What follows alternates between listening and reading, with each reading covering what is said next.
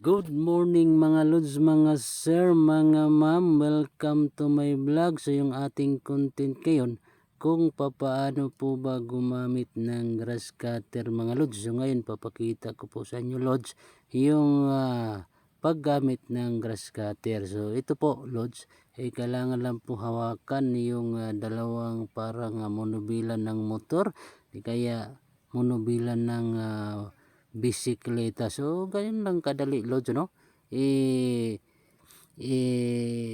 Tapat mo lang dito sa right side or left side kung saan may damo, ganun lang. At saka lods, huwag mong masyadong isasagad dito sa lupa kasi delikado, napakadelikado lods. Kaya kailangan talaga mayroon kang suot na buta at saka naka pants ka. At kailangan mayroon din protection yung mata. Yun nga, suot tayo lods ng goggle or itong suot ko yun sunglass, no, na protection po yun sa mata kasi yung ikot po ng blade napakabilis.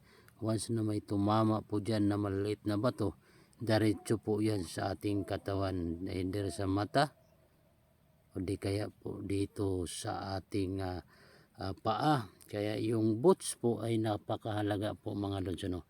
Kasi tamaan ka sa paa ng bato, so at least naka-protection po yung buta na iyong susuot at saka yung pants. Kasi marami na po akong beses load dito na na-aksidente talaga, nga nagkasugat-sugat talaga yung aking paa dahil yung una siyempre hindi pa tayo marunong kung ano po ang mga tamang suotin. Kaya sa mga baguhan na gustong gumamit lods ng grass cutter, kailangan before po kayo gumamit kailangan naka-ready na po ang iyong susuotin. Yung sabi ko, kailangan ka may boots, mag-pants, mag-goggle or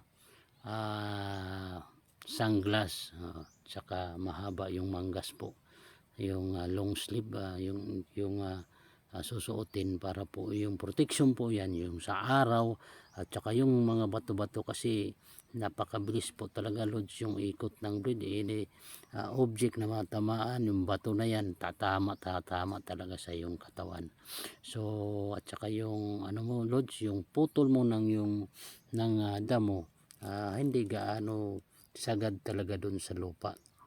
May space lang na mga half inch or basta estimatein mo lang na yung ano talaga, yung blade talaga na hindi gaano talaga sasagad sa lupa kasi yun talaga ang na tatalsikan yung mga bato. So ito lods, napakaganda po ng view dito sa taas, yung mga isla na yan sa yung aming bahay ko po, nakita nyo napakaganda po dito Lucia.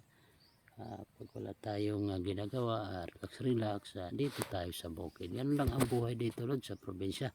Dahil may mga tanim ka rito, ganito saging, mga